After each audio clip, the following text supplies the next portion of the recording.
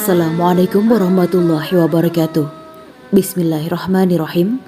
Alhamdulillahi wahdah. Wassalatu wassalamu ala rasulillah. Sahabat bidadari surga rahimakumullah. Salah satu mukjizat Nabi Musa alaihissalam adalah membelah lautan. Dan itu bisa disaksikan oleh orang-orang yang berada di dekatnya. Ada yang lebih hebat lagi. Nabi Muhammad SAW bisa membelah bulan menjadi dua bagian. Dan hal ini bisa dilihat seluruh manusia di bumi di bagian wilayah yang sedang berwaktu malam hari. Seluruh mukjizat yang dilakukan Nabi dan Rasul adalah atas izin Allah Subhanahu wa Ta'ala. Kisah kali ini bersumber dari riwayat hadis yang dikisahkan oleh Anas bin Malik radhiyallahu anhu. Kisahnya seperti ini.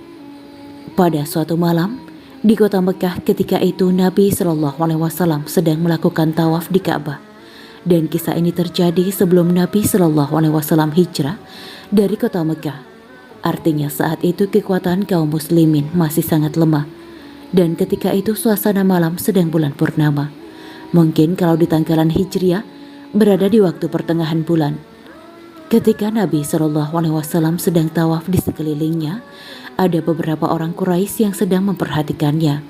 Kemudian salah seorang Quraisy berkata, "Wahai Muhammad, coba tunjukkan kepada kami satu kehebatan yang membuktikan bahwasanya engkau adalah Nabi." Kemudian Nabi SAW berkata, "Apakah jika aku tunjukkan sebuah mukjizat, kalian akan beriman?" Lalu mereka berkata, "Iya, tentu saja." Dan Nabi SAW berkata, "Baiklah, apa yang ingin kalian lihat?" Kemudian Quraisy berkata, "Kau lihat bulan yang di atas itu? Coba engkau belah bulan itu untuk kami." Sebenarnya orang-orang Quraisy ketika itu hanya ingin mempermalukan Nabi SAW saja. Bukan berarti ketika ditampakkan mukjizat, mereka akhirnya mau beriman. Dan permintaan orang-orang Quraisy ini benar-benar tak masuk akal. Bagaimana membelah bulan, sedangkan dipegang oleh tangan pun tidak mungkin. Sahabat bidadari surga yang seiman, kemudian Nabi SAW mengarahkan jari telunjuknya ke arah bulan. Lalu Nabi SAW perlahan-lahan menggaris bulan itu menggunakan jarinya. Dan atas izin Allah Subhanahu wa Ta'ala, bulan itu pun terbelah dua. Bahkan, sahabatku, fenomena bulan terbelah dua waktu itu, potongan bulan yang pertama terlihat berada di Bukit Abi Kubais. Dan potongan bulan yang kedua terlihat berada di Gunung Aswaida, karena kota Mekah ini terhimpit oleh dua gunung, Abu Qais dan Aswaida. Jadi ketika bulan ini terbelah, kedua potongannya saling menjauh, dan itu bisa dilihat seluruh mata manusia pada malam itu.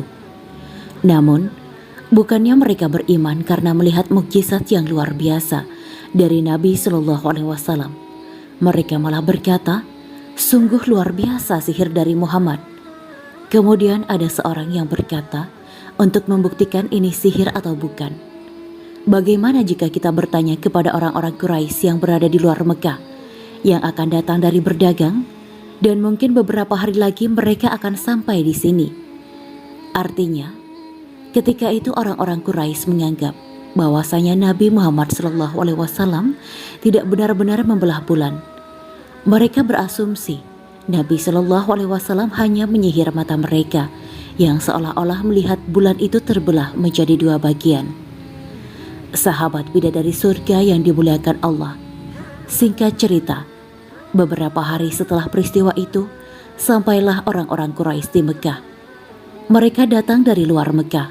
Selesai berdagang dari luar kota Mekah, lalu orang-orang mulai bertanya kepada mereka perihal terbelahnya bulan pada malam itu. Orang-orang yang baru dari luar Mekah ini kompak mengatakan, "Iya, beberapa malam lalu kami lihat bulan itu terbelah dua, dan bahkan kedua sisi bulan itu berjalan saling berjauhan."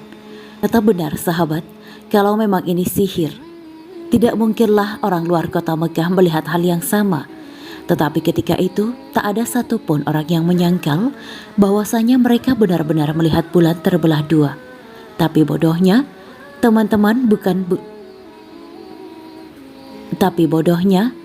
bukannya beriman kepada Nabi SAW, Mereka malah berkata, "Sungguh sihir Muhammad tambah hebat, bisa menguasai seluruh dunia." Padahal betul-betul mereka telah menemukan faktanya tentang kebenaran dari peristiwa itu. Tapi tetap saja, karena begitu kerasnya hati mereka untuk menerima seorang nabi untuk utusan Allah Subhanahu wa Ta'ala. Terakhir, di tengah-tengah mereka, sahabat bidadari surga yang dimuliakan Allah. Kita bahas dari sisi ilmiah, kenapa fenomena sebesar ini hanya tercatat di Al-Quran dan hadis. Membelah bulan adalah sesuatu yang sangat ajaib pastinya. Fenomena seperti ini juga akan disaksikan oleh manusia lain di berbagai belahan bumi.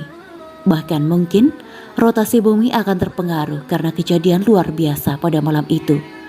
Menurut Ustadz Abdul Wahab Ahmad, setidaknya ada 4 alasan yang bisa menjawab pertanyaan tersebut. Yang pertama, minimum catatan sejarah di masa lalu, cerita kejadian dari 14 abad yang lalu mungkin tidak direkam dengan baik dan kebanyakan hanya berupa cerita dari mulut ke mulut. Yang kebanyakan telah hilang ditelan zaman. Yang kedua, tidak mudah orang di bumi saat itu sedang melihat bulan. Bisa jadi saat itu bulan tidak berada pada ketinggian yang cukup untuk dilihat di daerah yang sangat jauh, sehingga bangsa lain tak melihat kejadian itu. Artinya, manusia yang waktu itu mengalami siang hari tentu tidak bisa melihat mukjizat Nabi Shallallahu Alaihi Wasallam membelah bulan. Yang ketiga, bisa jadi bulan terbelah saat larut malam, sehingga kebanyakan orang di berbagai negeri sudah tertidur. Atau bisa jadi saat itu langit terhalang awan bagi bangsa-bangsa di luar kota Mekah. Yang keempat, bisa jadi kejadian ini sengaja ditutup-tutupi, bukan hal yang mustahil bahwa kisah tersebut sengaja ditutupi dan dihilangkan dari sejarah. Meskipun banyak orang yang menyaksikannya, sebab jika ditemukan catatan sejarah bahwa bulan pernah terbelah, akan menjadi bukti bahwa kenabian Nabi Muhammad adalah benar. Sahabat bidadari surga yang dirahmati Allah, para astronot Amerika Serikat pernah melakukan penelitian di bulan. Mereka mengatakan ternyata bulan pernah mengalami pembelahan pada masa lampau. Kami mendapati secara pasti dari batu-batuan yang terpisah dan terpotong di dalam permukaan bulan sampai ke dalam perut bulan, dan mereka pun meminta bantuan pakar geologi untuk meneliti dan mendapatkan informasi bahwa hal itu terjadi karena bulan pernah dibelah 2 lalu disatukan kembali. Wallahu a'lam bishawab. Jadi itulah kisah tentang terbelahnya bulan oleh mukjizat Nabi Muhammad SAW. Semoga kisah ini bermanfaat. Lebih dan kurangnya mohon dimaafkan. Yang benar datangnya dari Allah Subhanahu wa Ta'ala. Khilaf atau keliru itu datangnya dari saya pribadi sebagai manusia biasa. Sampai berjumpa di kisah-kisah selanjutnya yang penuh makna. Saya akhiri. Wassalamualaikum warahmatullahi wabarakatuh.